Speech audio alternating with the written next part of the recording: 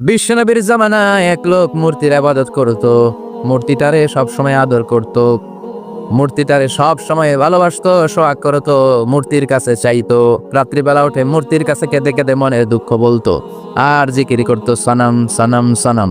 আর সনমের বিপরীত কি? সমাদ। একদিন তার প্রিয় মূর্তিটাকে রেখে, তার কল্পিত খোদাটাকে রেখে সে বাজারে গেল। বাজার থেকে এসে দেখে তার মূর্তি গোসল করে দাঁড়ায় আছে, উপরে পানি, গোসল করা পানি। He thought it is the water of mercy and বারাকা। সে ভাবলো যেহেতু আমার খোদার গায়ের পানি, এটা রহমতের পানি হবে। কথা বলেন, খোদায় যদি গোসল করে খারাপ পানি দিয়ে করবে নাকি? কথা কয় না, এটা অনেক দামি পানি হবে, এটা নিশ্চয়ই বরকতের পানি হবে। He thought it is the water of mercy and blessings and water of rahma। সে ভাবলো এটা রহমতের পানি, এই পানিকে তো এমনি মিস করা যায় না। যত রোগ আছে সব রোগের নিয়তে এখনই খাওয়া শুরু করে দেই। জিব্বা দিয়ে চাটতে শুরু করেছে। Started to suck it, the water of baraka. When he started to suck it, he found the taste is little bit weird. The taste is bitter. স্বাদটা একটু কটা কটা লাগে, লোনা লোনা লাগে, টক টক লাগে। বাট সে মনে মনে ভাবে এটা তো রহমতের পানি, ইট শুড বি সুইটার। এটা তো মিষ্টি হওয়ার কথা। কি হওয়ার কথা? It should be sweeter, but it is bitter. স্বাদটা কেমন টক টক, কটা কটা, লোনা লোনা, লবণ লবণ লাগে। ঘটনা কি? রহমতের পানি, খোদার গায়ের পানি, এটা কটা হবে কেন? খুঁজতে লাগলো কোনো কিছু ঘটছে কিনা। আশেপাশে তাকায় দেখে হাদিসে এসেছে সালাবান। সালাব মানে কি কে জানে? কুত্তা না, খ্যাকশিয়াল। আসলে কি? খ্যাকশিয়াল। আমরা বলে ফেলি যে কুকুর, আসলে দুইটা কুকুর সে দেখতে পেল, আর দেখলো এখনো রহমতের পানি পড়তেছে জায়গা দিয়ে জায়গা দিয়ে। রহমতের পানি ইজ ড্রপিং ডাউন, পানি পড়ছে এখনো। বুঝতে আর বাকি রইল না আসলে এটা রহমতের পানি না, এটা গজবের পানি। কথা বলেন, রেগে মেগে আগুন। ঘটনা কি? এতদিন ভাবতাম খোদা, এখন দেই হুদা। রাতের ঘুম নষ্ট করে কত রাত কেঁদেছি, কত রাত মনের কথাগুলো তাকে আমি বলেছি, এখন দেহি হুদা। আগে ভাবতাম খোদা, আসলে তো এইটা আমার কিচ্ছু করতে পারবে না, এটার এখন সাইজ করার সময় আসছে। কথা কন। মূর্তিটাকে নিয়ে জমিনের মধ্যে আছড়াতে শুরু করলো, ভাঙতে ভাঙতে হাত আলাদা করলো, খোদার হাত পা সব আলাদা করে ফেলছে। খোদারে মাইরা সাইজ করে তুরজা করে ফেলাইছে। হাত পা, খোদার হাত পা নিয়ে বিশ্বনবীর কাছে চলে গিয়েছে, যে বলে আব্দুল্লাহর বেটা মুহাম্মদ, বড্ড ভুলের ভেতরে আমি ছিলাম। এই নাম কল্পিত খোদা, এই মূর্তি আমারে কিছু করতে পারবে না। যে নিজেকে খ্যাকশিয়ালের পেশাব থেকে নিজের দেহটারে বাঁচাতে পারে না, এই খ্যাকশিয়ালের পেশাব থেকে যে নিজের রক্ষা করতে পারলো না, সে কিয়ামতের দিন কঠিন মুসিবতের কালে জাহান্নামের আগুন থেকে আমারে কেমনে বাঁচাবে? কেমনে বাঁচাবে? আমি আর এই কল্পিত খোদার ইবাদত করতে চাই না। আপনি আমাকে শাহাদা পড়িয়ে দেন। কি পড়িয়ে দেন? ঝিনুকের ভেতর লুকিয়ে থাকে যেমন মতি, ঝিনুকের ভেতর লুকিয়ে থাকে যেমন মতি, কালমা শাহাদাতে আছে আল্লাহর জ্যোতি, কালমা শাহাদাতে আছে আল্লাহর জ্যোতি। পড়েন সবাই। ঝিনুকের ভেতর লুকিয়ে থাকে যেমন মতি, ঝিনুকের ভেতর লুকিয়ে থাকে যেমন মতি, কালমা শাহাদাতে আছে আল্লাহর জ্যোতি, কালমা শাহাদাতে আছে আল্লাহর জ্যোতি। পড়েন আল্লাহু আকবার। এসে বলে আব্দুল্লাহর বেটা মুহাম্মদ, আর আমি এই কল্পিত মূর্তির ইবাদত করতে চাই না, আমারে পড়িয়ে দেন লা ইলাহা ইল্লাল্লাহু মুহাম্মাদুর রাসূলুল্লাহ সাল্লাল্লাহু আলাইহি ওয়াসাল্লাম। কালিমা পড়ে মুসলমান হয়ে গিয়েছে। তার মানে এই সূরার আরেকটা নাম হচ্ছে সূরাতুস সামাদ। তিনটা নাম আমরা শিখলাম এই সূরার। প্রথমে শিখেছি সূরাতুত তাওহীদ, 2 নম্বরে শিখেছি সূরাতুল মারিফা, 3 নম্বরে শিখেছি সূরাতুস সামাদ। এই সূরাটা অনেক ফজিলতপূর্ণ সূরা। বিশ্বনবী এই সূরাটাকে বড্ড বেশি ভালোবাসতেন। বিশ্বনবী সাল্লাল্লাহু আলাইহি ওয়াসাল্লাম ফজরের যে 2 রাকাত সুন্নাত, মাগরিবের যে 2 রাকাত সুন্নাত, এই সুন্নাত নামাজে এই সূরাটা পড়তেন। জোরে পড়েন সুবহানাল্লাহ। আবার যারা হজ উমরা করতে গিয়েছেন, তাওয়াফ করা লাগে, ফরজ তাওয়াফ আছে, নফল তাওয়াফ আছে, 7টা টার্ন করা লাগে। হাজরে আসওয়াদ থেকে শুরু করে আবার হাজরে আসওয়াদ পর্যন্ত 1 চক্কর, এরকম 7টা চক্কর দিলে হয় একটা তাওয়াফ। সব নবীরা সব আল্লাহর ওলিরা, পৃথিবীর সব মুসলমানরা আল্লাহর এই ঘরকে কেন্দ্র করে প্রতিদিন তাওয়াফ করে, কোন সুবহানাল্লাহ। এবং তাওয়াফের এই ইবাদতটা পৃথিবীর শুধু ওই এক জায়গায় করা যায়। নামাজ পৃথিবীর সব জায়গায় পড়া যায়, ঠিক কিনা? মসজিদুল হারামেও পড়া যায়, বাংলাদেশেও পড়া যায়। জিকির আল্লাহর ঘরেও করা যায়, এখানেও করা যায়। দান ওখানেও করা যায়, এখানেও করা যায়। কিন্তু তাওয়াফের মতো ইবাদত, এটা কি সব জায়গায় করা যায়? নাগাইশে তাওয়াফ করতে পারবেন? সিঙ্গাপুরে পারবেন? আমেরিকায় পারা যাবে? পারা যাবে কোথায়? আল্লাহর ঘরকে কেন্দ্র করে মক্কাতুল মুকাররমাতে প্রতিদিন আল্লাহর ঘরের উপর 120টা রহমত নাজিল হয়। সিত্তিন আলি তাইফিন, তার মধ্য থেকে 60টা রহমত হচ্ছে যারা আল্লাহর ঘরকে তাওয়াফ করে তাদের জন্য।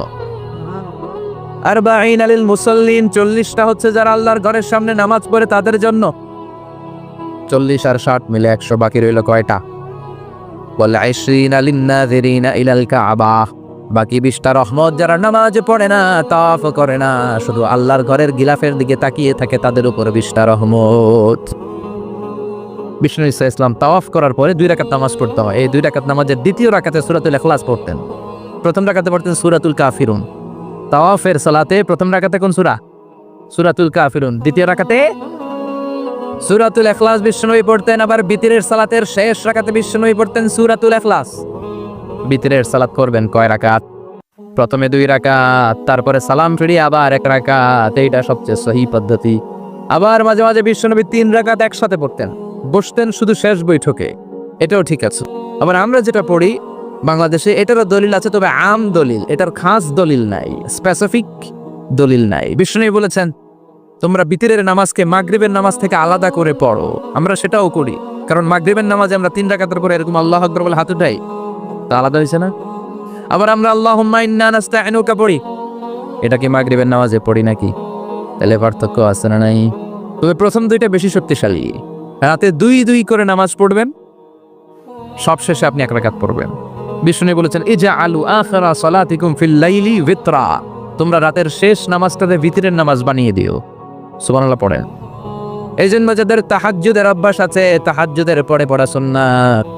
যাদের তাহাজ্জুদের অভ্যাস নাই, আশার সালাতের পরে পড়ে ফেলবেন। ইন্নাল্লাহা বিতরুন ইউহিব্বুল বিতরা, আল্লাহ নিজে বেজোর, তাই বেজোরকে তিনি পছন্দ করেন। এজন্য দিনের নামাজ, রাতের নামাজ সবই বেজোর। সারাদিন যা পড়লেন, মাগরিবের 3 রাকাত পড়ার মধ্য দিয়ে সব বেজোর হয়ে যায়। আবার রাতে 4 রাকাত, 2 রাকাত করে যত নামাজ পড়লেন, শেষে 1 রাকাত বেতের দিয়ে বা 3 রাকাত বেতের দিয়ে সব বেজোর হয়ে যায়। এই 3 রাকাত বেতেরের নামাজের সর্বশেষ রাকাতে বিষ্ণুনবী ছোট্ট সূরাটা পড়তেন। সুবহানাল্লাহ পড়বেন না? এই আমলগুলো করতে রাজি আছেন তো? মনে থাকবে সবার?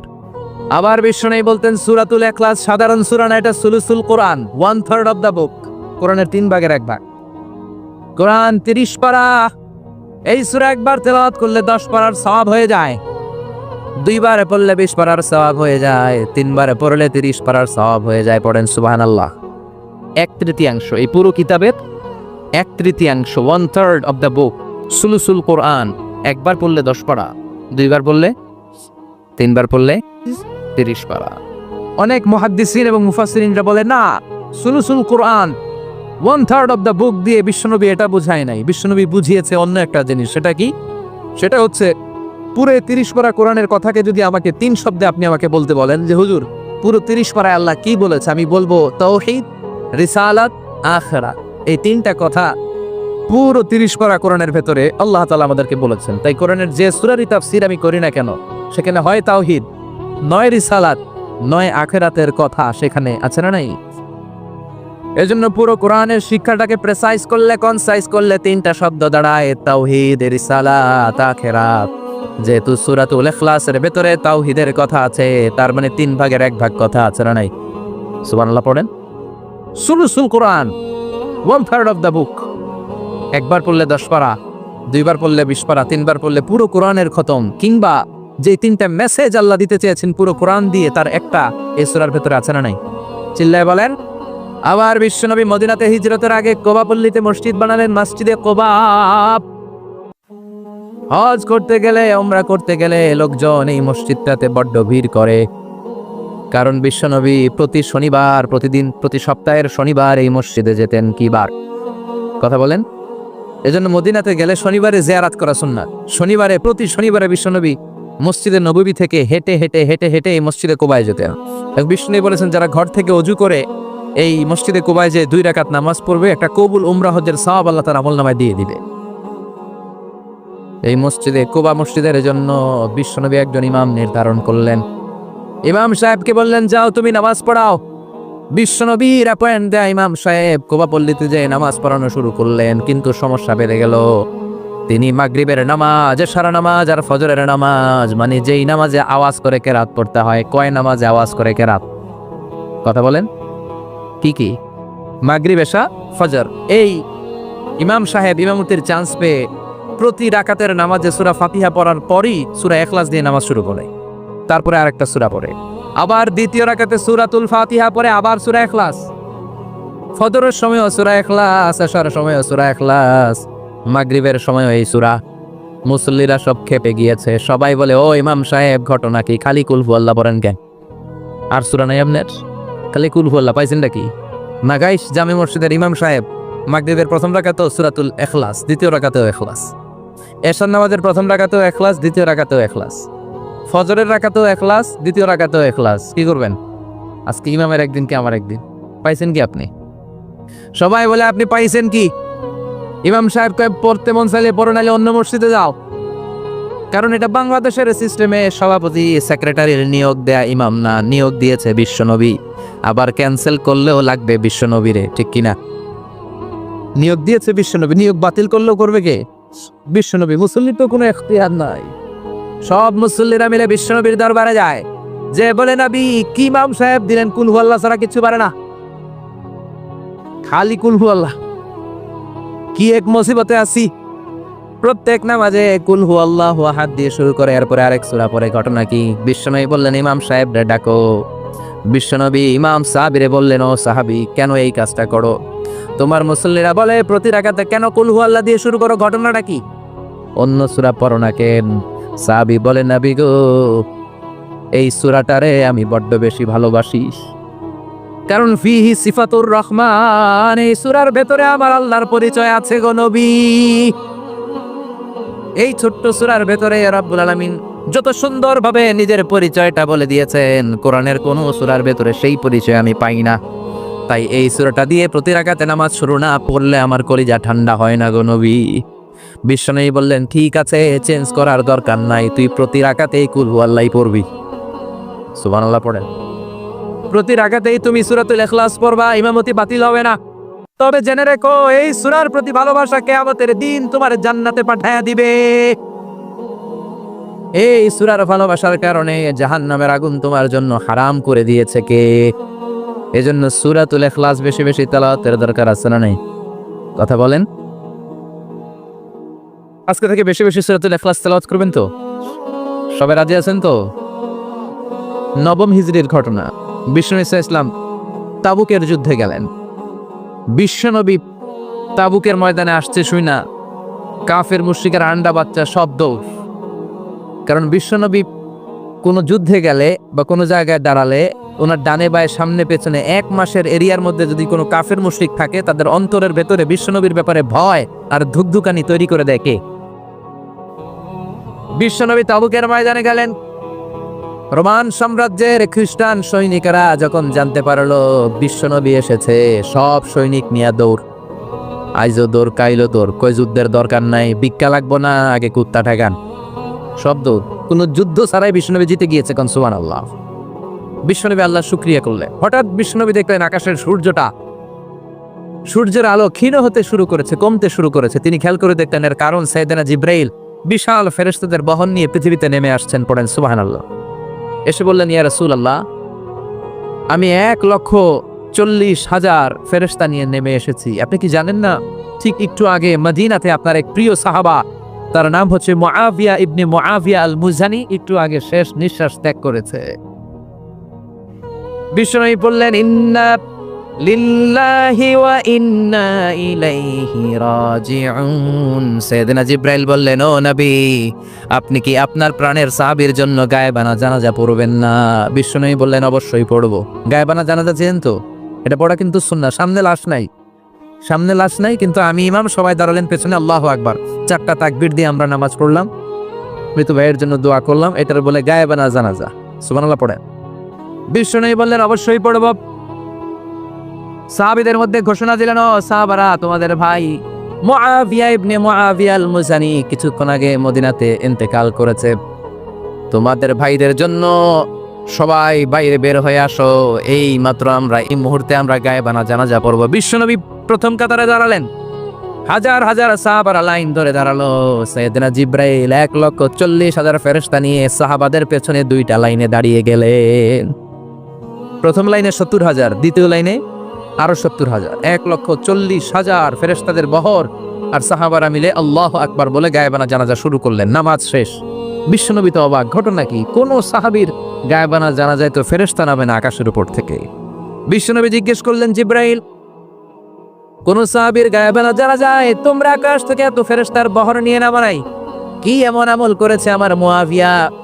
কি এমন ভালো গুণ ছিল, ভালো আমল ছিল, যার কারণে আরশের উপরে তার এত সম্মান, যার কারণে 1,40,000 ফেরেশতার বহর নিয়ে তোমরা দুনিয়াতে নেমে এসেছো? সাইয়েদনা জিব্রাইল বললেন, নবী, তেমন কোনো বড় আমল নয়, ছোট্ট একটা আমল, কিন্তু আমলটারে ভালোবেসেছে কে? আপনার এই প্রিয় সাহাবী হাঁটতে বসতে চলতে ফিরিতে সব সময় পড়তো কুল হুয়াল্লাহু আহাদ আল্লাহুস সামাদ লাম ইয়ালিদ ওয়া লাম ইউলাদ ওয়া লাম ইয়াকুল লাহু কুফুয়ান আহাদ। পড়েন আল্লাহু আকবার। এজন্য বেশি বেশি সূরাতুল ইখলাস তেলাওয়াত করতে রাজি আছেন তো? মনে থাকবে? বিষ্ণু ঈসা ইসলাম প্রতিদিন ফজরের নামাজের পরে, মাগরিবের নামাজের পরে, ওয়া ইনদামা ইয়ামশি ইলা ফিরাশিহি, রাতে যখন বিছানায় যাবেন, এই দুই হাতকে একত্রিত করে সূরাতুল ইখলাস পড়তেন, সূরাতুল ফালাক পড়তেন, সূরাতুন নাস পড়তেন, পড়ে হাতে ফু দিতেন। সহিহ হাদিস। ফু দিয়ে এই ফু দেওয়া হাতটা সারা দেহের মধ্যে ইয়াবদাউ বিহিমা রাসাহু, মাথা থেকে শুরু করে পা পর্যন্ত এভাবে মেসেজ করে দিতেন, মালিশ করে দিতেন। সুবহানাল্লাহ পড়েন। This is a protection you take from your Lord, from all the bad eyes, evil eyes, সব হিংসুকের চোখ থেকে, হিংসা থেকে, সব জাদুটোনা থেকে, সব ব্ল্যাক ম্যাজিক থেকে আপনি প্রোটেকশন চাইলেন কার কাছে?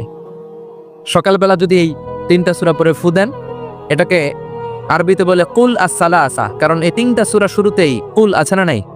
কুল হুয়াল্লাহু আহাদ, কুল আউযু বিরাব্বিল ফালাক, কুল আউযু বিরাব্বিন নাস। এজন্য 3টাকে আরবিতে বলে কুল আস-সালাসা, মানে 3 কুল। কি বলে? 3 কুল। সূরাতুল ইখলাস, সূরাতুল ফালাক, সূরাতুন নাস। ফজরের পরে, মাগরিবের পরে আর বিছানায় যাওয়ার সময় 2 হাত একত্রিত করে ফু দিবেন, সারা গায়ে মেসেজ করবেন। মনে থাকবে? আজকে থেকে মনে থাকবে তো? কালকে থেকে এটার আমল করা যাবে না? আবার মা এসে বলতেন, আমার যদি স্বাস্থ্য খারাপ লাগতো, নবীর কাছে দোয়া চাইতে যাইতাম, বলতাম, নবী স্বাস্থ্যটা খারাপ, কি করব? বিশ্বনবী বলতেন, তুমিও সূরাতুল ইখলাস, সূরাতুল ফালাক, সূরাতুল নাস পড়ে হাতের মধ্যে ফু দিয়ে সারা দেহে মালিশ করে দাও। সুবহানাল্লাহ পড়েন। বিশ্বনবীর প্রতিদিনকার একটা আমল, দৈনন্দিন একটা আমল। আবার বিশ্বনবী একবার সিজদায় পড়ে আছেন, হঠাৎ করে লাদাগাতহু আকরাব, একটা বিচ্ছু পোকা বিশ্বনবীকে কামড় দিল। এটাও সহিহ হাদিস। প্রচন্ড ব্যথা। বিচ্ছু পোকার কামড় যারা খেয়েছেন তারাই জানেন ব্যথা কেমন, বেশি না কম। বিচ্ছু ছিলেন তো? কি বলে না গাইছে? বিচ্ছিয়ে কয় এই বিচ্ছু পোকা কামড় দিয়েছে, প্রচন্ড ব্যথা পেয়েছে বিশ্বনবী। বিশ্বনবী বললেন, লা'নাতুল্লাহি আলাল আকরাব, এই বিচ্ছুর উপর আল্লাহর লানত। মুসল্লিও চিনে না, নবীও চিনে না, কামড় তো দিয়ে বসছে। বিশ্বনবী বললেন, লবণের পানি গরম দাও। লবণের পানি আনা হলো। বিশ্বনবী বললেন আঙ্গুলের মধ্যে ঢালো। পানি ঢালতে শুরু করা হলো, আর বিশ্বনবী পড়তে আরম্ভ করলেন, কুল হুয়াল্লাহু আহাদ আল্লাহুস সামাদ লাম ইয়ালিদ ওয়া লাম ইউলাদ ওয়া লাম ইয়াকুল লাহু কুফুয়ান আহাদ। পড়েন আল্লাহু আকবার। এজন্য সূরাতুল ইখলাস, এটা যেন আমাদের দৈনন্দিনকার একটা আমল হয়, প্রতিদিন যেন আমরা এটা পড়ি, তাহলে আমলনামা সওয়াব দিয়ে পূর্ণ করে দিবে কে? এই মাক্কি সূরাটি কেন এবং কোন সিচুয়েশনে, কোন পরিস্থিতিতে মক্কায় নাজিল হলো, তার একটা ব্যাকগ্রাউন্ড আছে। এটাকে বলে শানে নুজুল। কেন নাজিল হলো শুনতে মনে চায়? কষ্ট হচ্ছে না তো? আবার তো নাকি কঠিন হচ্ছে না, সহজ, আন্ডারস্ট্যান্ডেবল, বোধগম্য হচ্ছে? বোঝা যায় না? বোঝা যায়? আলহামদুলিল্লাহ পড়ে। মক্কার লোকেরা এসে বিশ্বনবীরে ধরলো, ইয়া মুহাম্মদ বাইয়িন লানা সাল্লাল্লাহু আলাইহি ওয়াসাল্লাম বাইয়িন লানা নাসাবা রাব্বিক। ও আব্দুল্লাহর বেটা মুহাম্মদ, তোমার রবের নসবনামা বর্ণনা করো। কি নামা? কথা কোন? নসবনামা বুঝেন তো কি? না, বংশ পরিচিতি। মাশাআল্লাহ। নসবনামা মানে বংশ পরিচিতি, বংশধারা, বংশ তালিকা। যেমন আমার নাম মিজানুর রহমান, আব্বার নাম আলী আহমদ, দাদার নাম জাইনুল আবিদিন, তার বাপের নাম মাকরাম। এটা আমার বংশ পরিচিতি। তার মানে মিজানুর রহমান ইবনু আলী আহমদ ইবনু জাইনুল আবিদিন ইবনু মাকরাম, এটা আমার নসবনামা। আপনার নাম কি? জালালউদ্দিন ভাই। বাবার নাম ইমতাজ আলী। এর বাবার নাম বুঝলা গেছি। হ্যাঁ, ইনসাফ আলী। তার বাবার নাম খাই ফেলাইছি। আপনার আব্বার নাম মোহাম্মদ আব্দুল লতিফ। দাদার নাম, তার বাবার নাম খাই ফেলাইছি। আমি তো কমপক্ষে 4টা বলছি নাকি? বিশ্বনবীর বাবার নাম আব্দুল্লাহ, তার বাবার নাম আব্দুল মুত্তালিব, তার বাবার নাম হাশেম, তার বাবার নাম আব্দে মানাফ, তার বাবার নাম কিলাব, তার বাবার নাম কুসাই, তার বাবার নাম মুররা, তার বাবার নাম গালেব, তার বাবার নাম ফেহের। এভাবে যেতে যেতে আদনান, যেতে যেতে ইসমাইল, যেতে যেতে তার বাবার নাম ইব্রাহিম, যেতে যেতে যেতে শীস আলাইহিস সালাম, তার বাবার নাম আদম আলাইহিস সালাম। 50 জেনারেশনস, 50টা বংশ পরিক্রমা আছে। 50টা বংশের ব্যবধানে বিশ্বনবী সাইয়েদনা আদমের সাথে মিলে গেছে। পড়েন সুবহানাল্লাহ। তার মানে মুহাম্মদ ইবনে আব্দুল্লাহ ইবনে আব্দুল মুত্তালিব ইবনে হাশেম ইবনে আব্দে মানাফ ইবনে কিলাব ইবনে মুররা, এইভাবে বিশ্বনবীর নসবনামা। কথা বুঝতে পেরেছেন? বিশ্বনবীর কাছে এসে মক্কার লোকেরা বলে, মুহাম্মদ বাইয়িন লানা নাসাবা রাব্বিক, তোমার আল্লাহর নসবনামাটা কও। তোমার আল্লাহর বাবার নাম কি? ওনার বাবার নাম কি? ওনার বাপের নাম কি? ওনার বাপের নাম কি? তার বাপের নাম কি? এরা মনে করছে আল্লাহর নসবনামা আছে। নাউজুবিল্লাহ পড়বেন না?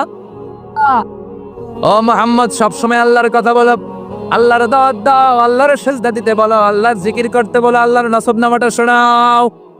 আল্লাহর বাবার নাম কি? দাদার নাম কি? পরদাদার নাম কি? বিশ্বনবী রেগে গেলেন।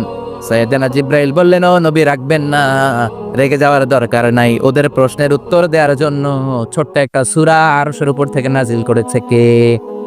ও নবী, ওদের মুখের উপর আপনি শক্ত ভাষায় বলে দেন, আল্লাহর কোনো নসবনামা নাই, আল্লাহর বাবা দাদা কিচ্ছু নাই। আপনি পড়েন, কুল হুয়াল্লাহু আহাদ আল্লাহুস সামাদ লাম ইয়ালিদ ওয়া লাম ইউলাদ ওয়া লাম ইয়াকুল লাহু কুফুয়ান আহাদ। পড়েন সুবহানাল্লাহ।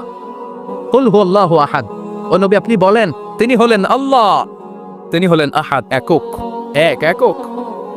আল্লাহুস সামাদ, তিনি অমুখাপেক্ষী। লাম ইয়ালিদ ওয়া লাম ইউলাদ, জন্ম দেয় নাই, কারো কাছ থেকে জন্ম নেয়ও নাই। ওয়া লাম ইয়াকুল লাহু কুফুয়ান আহাদ, গোটা বিশ্বে তার মতো কেউ নাই, তিনি তার মতো।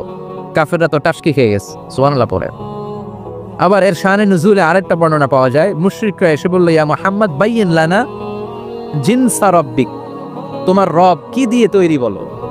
ও মুহাম্মদ, আমরা মানুষ মাটির তৈরি, ফেরেশতারা জিনের তৈরি, ফেরেশতারা নূরের তৈরি, আর জিন জাতি হলো আগুন দিয়ে তৈরি।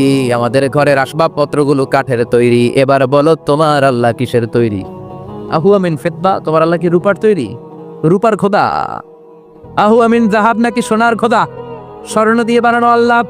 আহুয়া মিন খাশাব, নাকি কাঠ দিয়ে বানানো তোমার আল্লাহ? কি দিয়ে বানানো বলো? বিশ্বনবীর কাছে তখন জিব্রাইল আয়াত নাজিল করলেন আর বললেন, নবী, এদের প্রশ্নের জবাব আপনি এই সূরা দিয়ে পড়েন আর বলেন, কুল হুয়াল্লাহু আহাদ আল্লাহুস সামাদ লাম ইয়ালিদ ওয়া লাম ইউলাদ ওয়া লাম ইয়াকুন লাহু কুফুয়ান আহাদ। পড়েন সুবহানাল্লাহ।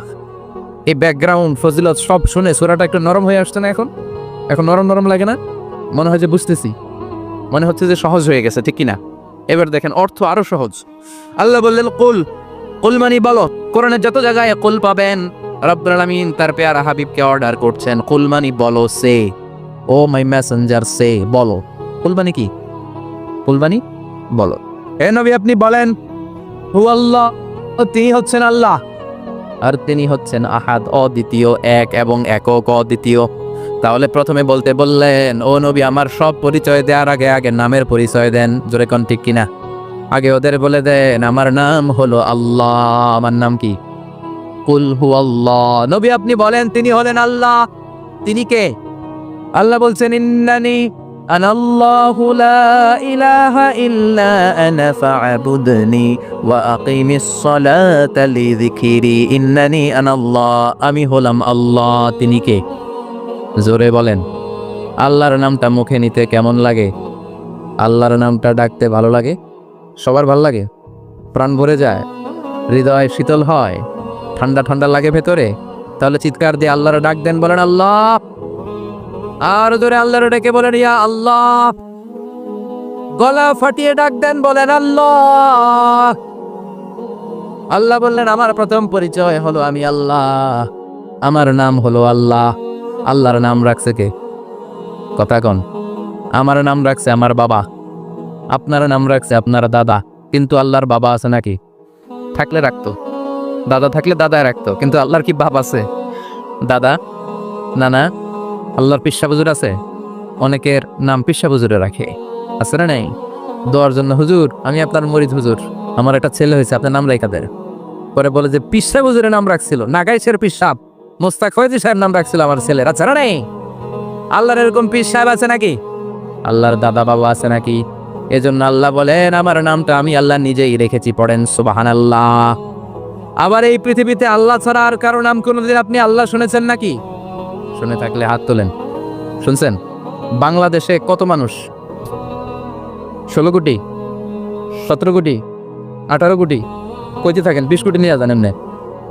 আসলে কয় কোটি? 18 কোটি মনে হয় বর্তমানে। 16 কোটি তো অনেক আগের হিসাব। 18 কোটি মানুষ এই দেশে। এই 18 কোটি মানুষের মধ্যে কারো নাম আল্লাহ শুনছেন? কথা কন। আমেরিকাতে, এত বড় মহাদেশ, পুরো আমেরিকায় কারো নাম আল্লাহ? গোটা বিশ্বে আরেকজনের নাম আল্লাহ আছে? এমনকি ফেরাউন, সেও নিজের আল্লাহ বলে নাই। ফেরাউনের মতো এত কুখ্যাত ইন্টারন্যাশনাল সন্ত্রাসী হাসে। ফেরাউন ইন্টারন্যাশনাল কুখ্যাত সন্ত্রাসী না? সে কুখ্যাত সন্ত্রাস।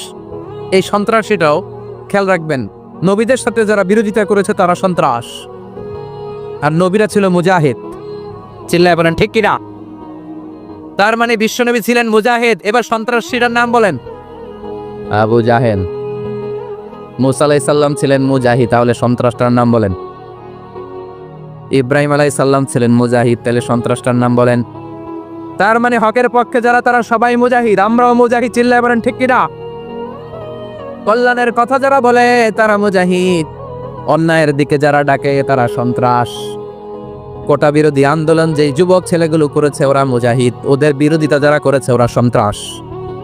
নিরাপদ সড়ক চাই আন্দোলন যে ছেলেগুলো করেছে এক একটা মুজাহিদের বাচ্চা, ওদের বিরোধিতা যারা করেছে এক একটা কুখ্যাত সন্ত্রাস। এজন্য হকের পক্ষে যারা থাকবে, ইসলামের পক্ষে যারা থাকবে, ন্যায় নীতি সাম্যের পক্ষে যারা থাকবে তারা মুজাহিদ। বাই ডিফল্ট এগুলো মুজাহিদ। চিল্লায় বলেন ঠিক কিনা? আর বিরোধিতা যারা করবে সন্ত্রাস, কুখ্যাত ইন্টারন্যাশনাল সন্ত্রাস। ফেরাউনও তার নাম আল্লাহ রাখে নাই, সে তার নাম দিছিল আমি তোমাদের বড় রব। কি দিছিল? فحشر فنادى فقال انا ربكم الاعلى। বিশাল একটা গ্যাদারিং করে সবার সামনে কয় আমি বড় খোদা। আমি কি? আমি বড় খোদা, রব্বুকুমুল আ'লা, তোগো বড় রব, কিন্তু আমি আল্লাহ। এটা কইছে? কথা বলেন। তার মানে আল্লাহ এক পিস। আল্লাহর সত্তাটা শুধু একজন, মহাবিশ্বের নিয়ন্ত্রণকারী একজন, বিপদে আপদে সাহায্য করতে পারেন একজন, গোটা ইউনিভার্সটাকে, এই বসুন্ধরাকে, এই মহাবিশ্বটাকে দূর থেকে নিয়ন্ত্রণ করেন একজন। তিনি কে? এজন্য আল্লাহ বলেন গোলাম আমারে আল্লাহ বলে ডাকো কিংবা রহমান বলে ডাকো, কোনো সমস্যা নাই। সুবহানাল্লাহ। قل ادعوا الله أو ادعوا الرحمن أيما تدعوا فله الأسماء الحسنى। আমারে আল্লাহ বলে ডাকো কিংবা রহমান বলে ডাকো, আমি কিন্তু মাইন্ড করি না। আল্লাহ মাইন্ড করে? কথা কন।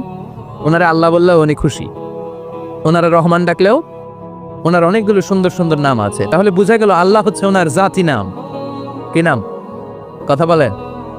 আরো সিফাতি নাম আছে, সুন্দর সুন্দর আরো 99টা নাম আছে না নাই? বিশ্বনবী বলেন ইন্নালিল্লাহি 99 ইসমা। আল্লাহ নাম ছাড়া আল্লাহর আরো 99টা চমৎকার চমৎকার নাম আছে। মান আহসাহা দাখালাল জান্নাহ। যেই নামগুলো সিনার ভিতরে রাখবে জাহান্নামের আগুন তার জন্য হারাম করে দিবে কে? ওই তার মানে বোঝা গেল ওনার আসল নাম আল্লাহ। চিল্লায় বলেন আসল নাম কি? আরো জোরে বলেন আসল নাম কি? আবার আল্লাহ নামটা এত মজার নাম। এই নামের 4টা অক্ষর, প্রতিটা অক্ষর যদি আলাদা করেন কোরআনের পরতে পরতে পরিচয় আছে না নাই? আল্লাহ লিখতে কয়টা অক্ষর? সবাই বলেন। আলিফ লাম লাম হা। সবাই বলেন আলিফ আলিফ। আরো জোরে আলিফ আলিফ লাম লাম হা। আল্লাহ দিয়ে আল্লাহ কোরআনের পরিচয় দিয়েছেন আল্লাহু নূরুস সামাওয়াতি ওয়াল আরদি মাসালু নূরিহি কামিশকাতিন ফিহা মিসবাহ। সুবহানাল্লাহ। এবার আলিফ লাম লাম হা, আলিফ বাদ দিলে থাকে লিল্লাহ। লিল্লাহ দিয়ে পরিচয় আছে না নাই? লিল্লাহি মা ফিস সামাওয়াতি ওয়া মা ফিল আরদি ওয়া হুয়া বিকুল্লি শাইইন আলিম। এবার লিল্লার লামটা যদি কেটে দেন থাকে লাহু। লাহু দিয়ে কোরআনে পরিচয় আছে না নাই? একটা দুইটা? কথা বলেন। লাহুল মুলকু ওয়া লাহুল হামদু ওয়া হুয়া আলা কুল্লি শাইইন কাদির। এবার লাহুর লামও যদি বাদ দিয়ে দেন থাকে হু। হু দিয়ে কোনো পরিচয় নাই। এটা দিয়ে পরিচয় আছে। পড়েন হুয়াল্লাহুল্লাযী লা ইলাহা ইল্লাহু আলিমুল গায়বি ওয়াশ শাহাদাতি হুয়ার রহমানুর রহিম। চিল্লায় পড়েন আল্লাহু আকবার। আর জোরে আল্লাহু আকবার। আবার এই নামটা এমন নাম যে নাম আমরা বিপদে পড়লে জপি। পেটে ব্যথা হলে ডাকি কারে? ডায়রিয়া হইলে ডাকি কারে? তুফান ছুটলে ডাকি কারে? ভূমিকম্পে ডাকি কারে? বন্যা শুরু হইলে ডাকি কারে? ফাইযা রাকিবু ফিল ফুলকি দা'উল্লাহ মুখলিসিনা লাহুদ্দিন ফালাম্মা নাজ্জাহুম ইলাল বাররি ইযা হুম ইউশরিকুন। আল্লাহ বলে আমার কিছু গোলাম আছে সাগরের মাঝখানে যদি তুফানে পড়ে আমারে ডাকে, তুফান চলে গেলে আমারে গালি দেয়। এরকম ডাকাইতাছে না নাই? সবসময় ডাকতে হবে কারে? বিপদে আপদে, সকালে বিকালে, শীতকালে গ্রীষ্মকালে জিকির হবে একজনের নামে। চিল্লায় বলেন তিনি কে? আবার আল্লাহ নামটা এমন নাম এটার বহুবচন হয় না। হয় নাকি? দ্বিবচন হয় না, স্ত্রীলিঙ্গ হয় না। হয়। আল্লাহর স্ত্রীলিঙ্গ আছে, বহুবচন আছে, কিন্তু ঈশ্বরের স্ত্রীলিঙ্গ আছে না নাই? কথা কন কি? ঈশ্বরী। ভগবানের আপনাদের এখানে আসার সময় মনে হয় দেখলাম ভগবান হাই স্কুল বা ভগবান প্রাথমিক বিদ্যালয় ব্রাহ্মণপাড়া। কি নাম? ভগবান হাই স্কুল। ভগবতী নাই? নাই। আহা, ওদের ভগবান হয়, ওদের ভগবতী হয়, ওদের গড হয়, ওদের গডেস হয়, ওদের ঈশ্বরী হয়, ওদের ঈশ্বর হয়। আল্লাহর কোনো পরিবর্তন আছে নাকি? চিল্লায় বলেন আল্লাহ একজন, তার কোনো পরিবর্তন নাই।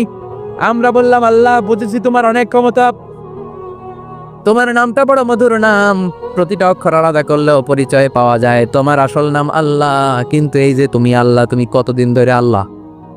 কতদিন? কবে থেকে আছো? কতদিন থাকবা? প্রশ্ন আসে না নাই? মাঝে মাঝে প্রশ্ন আসে না উনি কয়দিন ধরে আস?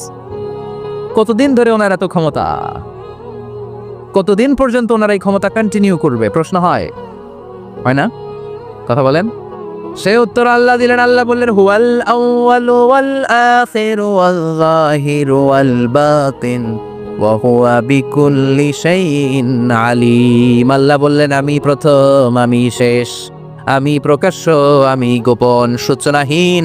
অতীতকাল থেকে আমি আল্লাহ আছি, শেষহীন সীমানাহীন ভবিষ্যৎ পর্যন্ত থাকব। তিনি কবে থেকে আছেন? সূচনাহীন অতীত না, প্রথম থেকে না, সূচনাহীন অতীত।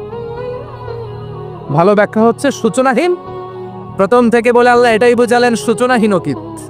এমন অতীত যেটার সূচনা নাই, আবার এমন ভবিষ্যৎ যেটার শেষ।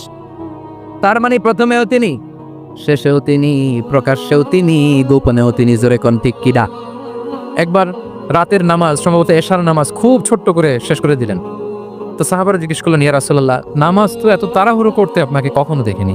তিনি বললেন আমি নামাজের মাঝখানে এক ছোট্ট বাচ্চার কান্না শুনেছি। আনাস রাদিয়াল্লাহু বর্ণনা করেন যে কানা রাসূলুল্লাহ সাল্লাল্লাহু আলাইহি ওয়াসাল্লাম ইয়াসমাউ বুকা আস-সাবিয়্যি মা উম্মি। আমি যখন নামাজে ইমামতি করছি পেছনে মহিলাদের কাতারের ওখান থেকে একটা ছোট্ট শিশুর কান্নার আওয়াজ আমার কানে আসলো। দেখেন কি সেন্স।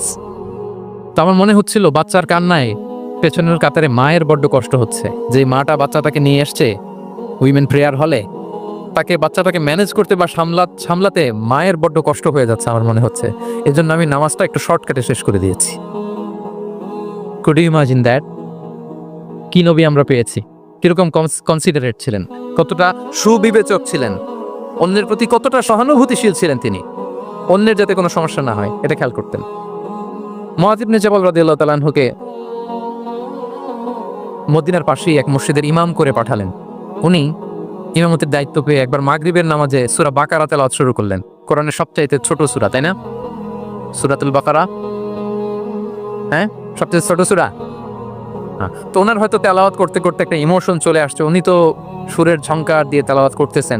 এখন পিছনে যারা মুসল্লি ছিল এরা ছিল সব কৃষিজীবী সাহাবী। এরা কি ছিল? সারা দিন ওট দিয়ে খেজুর গাছে পানি দিয়ে যান যায় কোনো রকম ফরজ পেরে যায় ঘুমাইতে হবে।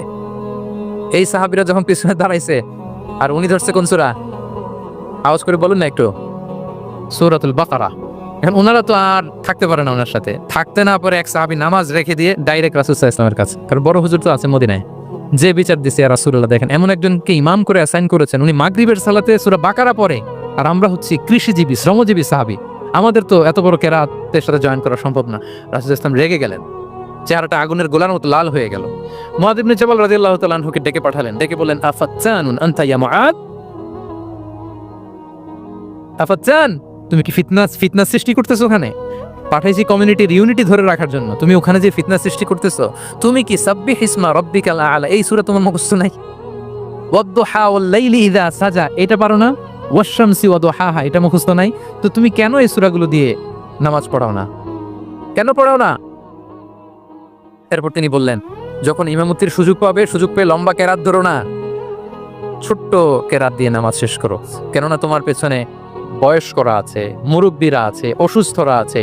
জাল হাজা, তার একটা জরুরি কাজ পড়ছিল, যাচ্ছিল, হঠাৎ মাগরিবের আজান, ভাবলো রাস্তার পাশে যেহেতু আজান দিছে নামাজটা পড়ে নেই। নামাজে ঢুইকা দেখছে আপনি সূরা বাকারা ধরছেন, তো বেচারা কি কাজ করবে না কি করবে? আর তার তো নিয়ত ছিল ফরজ নামাজটা পড়ি যে বাস ধরবো, এখন আপনি ধরছেন কোন সূরা? বাকারা। দেখেন রাসূল ইসলাম বললেন, যখন ইমামতির চান্স পাবে ছোট সূরা পড়বে, আর যখন তুমি একা পড়বে ফালিউতাউবিল বাসা, যত লম্বা করতে মনে চায় করো, রুকু করো লম্বা, সেজদা করো লম্বা, কেরাত করো লম্বা। রাসূল ইসলাম তো রাতে আধা ঘন্টা 40 মিনিট প্রথম রাকাতে কেরাত পড়তেন, এরপরে আবার 40 মিনিট রুকুতে থাকতেন, রুকু থেকে দাঁড়ায় আবার 40 মিনিট, আবার সেজদায় যেয়ে 40 মিনিট, এরপরে সেজদা থেকে 2 সেজদার মাঝখানে আবার 40 মিনিট, 2 রাকাত দিয়ে এরকম রাত শেষ করে দিচ্ছেন। তো আপনার লম্বা যদি পড়তে মনে চায়, আপনি তো আপনার ব্যক্তিগত নফল সালাতে এভাবে লম্বা করবেন। কিন্তু আমাদের হয়ে গেছে উল্টা, একাকী নামাজ, কোনো রকম রুকু সেজদা, এরকম হয়ে গেছে না অনেকটা। কিন্তু ইমামতির সুযোগ পেলে মাশাআল্লাহ, আল্লাহু আকবার, এইবার শুরু হয়েছে শাইখ সুদাইসির কণ্ঠে এই লম্বা করে। এখন পেছনে মুসল্লিদের কি দশা ওইটা আর আমরা খেয়াল করি না। আমাদেরকে অন্যের প্রতি সহানুভূতিশীল হতে শিখিয়েছে ইসলাম, কনসিডারেট হতে শিখিয়েছে, সুবিবেচক হতে শিখিয়েছে, যেটা রাসূল সাল্লাল্লাহু আলাইহি ওয়াসাল্লাম করেছেন। এবং রাসূল সাল্লাল্লাহু আলাইহি ওয়াসাল্লাম কোনো কাজে কাউকে পাঠালে ওনার বিখ্যাত সে বাণীটা বলে দিতেন যে ইয়াসসিরু ওয়ালা তুআসসিরু বাশশিরু ওয়ালা তুনাফফিরু, সহজ করে উপস্থাপন করো, কঠিন করো না। সুসংবাদ দিও, মানুষকে দিন থেকে ভাগিও না। আমরা মানুষকে ভয় দেখাই, আমরা এত কঠিন করে ইসলামকে উপস্থাপন করি, মানুষ বলে আগে যেটা করতাম ওইটাই ভালো। তো আমরা যেন দিনকে কঠিন না করি, আমাদের কোনো অ্যাটিটিউডের কারণে যেন মানুষ ইসলাম থেকে ভেগে না যায়। আরেকটা উদাহরণ দেখুন, একবার মাগরিবের কিংবা এশার নামাজে রাসূল সাল্লাল্লাহু আলাইহি ওয়াসাল্লাম লম্বা সেজদা দিলেন। এত লম্বা সেজদা তিনি কখনো দেন না। নামাজ শেষে সাহাবারা জিজ্ঞেস করলেন, ইয়া রাসূলুল্লাহ, আপনি কি নামাজের মাঝখানে অসুস্থ হয়ে গেলেন নাকি? অথবা কোরআনের আয়াত নাজিল হলো নাকি, ওহী নাজিল হলো নাকি? রাসূল সাল্লাল্লাহু আলাইহি ওয়াসাল্লাম বললেন, কুল্লু যালিকা লাম ইয়াকুন ওয়ালাকিন নাবনি ইরতাহালানি ওয়া কারিহতু আন উআজ্জিলাহু হাত্তা ইয়াকদিয়া হাজাতা। বললেন না, অসুস্থ হই নাই, ওহী নাজিল হয় নাই। আমি যখন সেজদায় গিয়েছি, আমার 2 ছোট নাতি হাসান হোসেন আমার কাঁধের উপরে চেপে বসেছে। যতক্ষণ না ওরা খেলা শেষ না করে নিচে নেমেছে, আমি সেজদায় লুটিয়েছিলাম, নেমেছে এরপরে মাথা উঠিয়েছি। আমার মাথা উঠানোর কারণে ওদের খেলার একটু ডিস্টার্ব হবে, এজন্য আমি আর সেজদা থেকে মাথা উঠাই নাই। সুবহানাল্লাহ পড়বেন না? দেখেন, নাতির খেলার যেন ডিস্টার্ব না হয়। পেছনের মহিলা সারির এক বোনের নামাজের সমস্যা হচ্ছে, এগুলো উনি খেয়াল করতেন, ছোট ছোট বিষয়গুলো উনি খেয়াল করতেন। এটাকে বলে কনসিডারেট মাইন্ডসেট। কি বলে? তাহলে আমরা অন্যের প্রতি যেন সহানুভূতিশীল হই, নাকি শুধু নিজেরটাই দেখবো? অন্যেরটা দেখার দরকার আছে না নাই বলেন? আচ্ছা, 8 নাম্বার হচ্ছে ট্রান্সপারেন্সি। খাবার ট্রান্সপারেন্সি মানে হচ্ছে স্বচ্ছতা। ওনার জীবনের চাইতে, ওনার বায়োগ্রাফির চাইতে স্বচ্ছ বায়োগ্রাফি আপনি পাবেন না।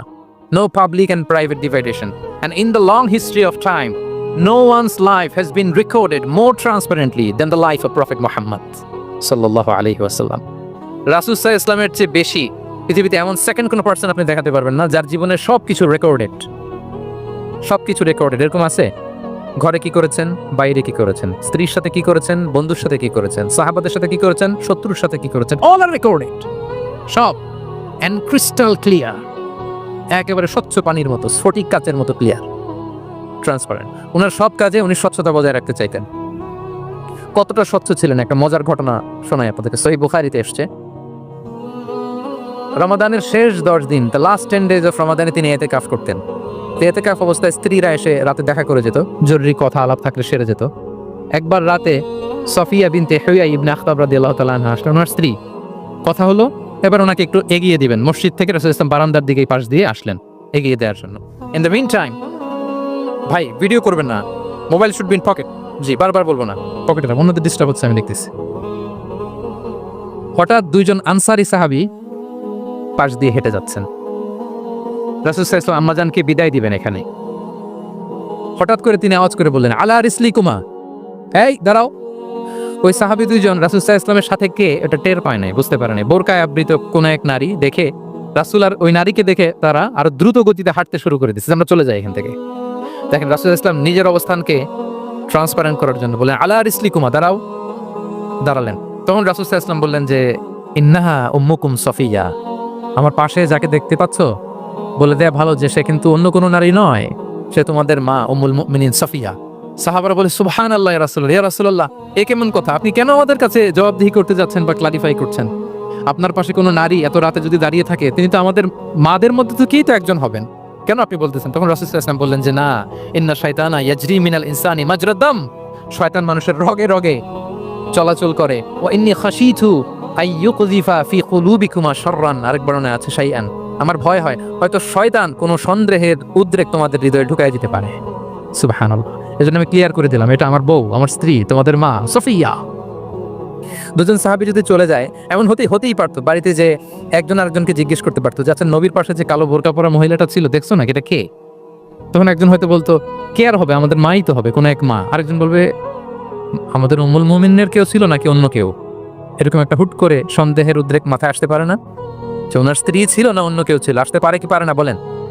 ওই সন্দেহের অবকাশটুকু রাসূল সাল্লাল্লাহু আলাইহি ওয়াসাল্লাম রাখেন নাই। উনি বলে দিলেন যে এটা তোমাদের মা, এটা সফিয়া। এই সন্দেহের অবকাশের কোনো সুযোগ নাই।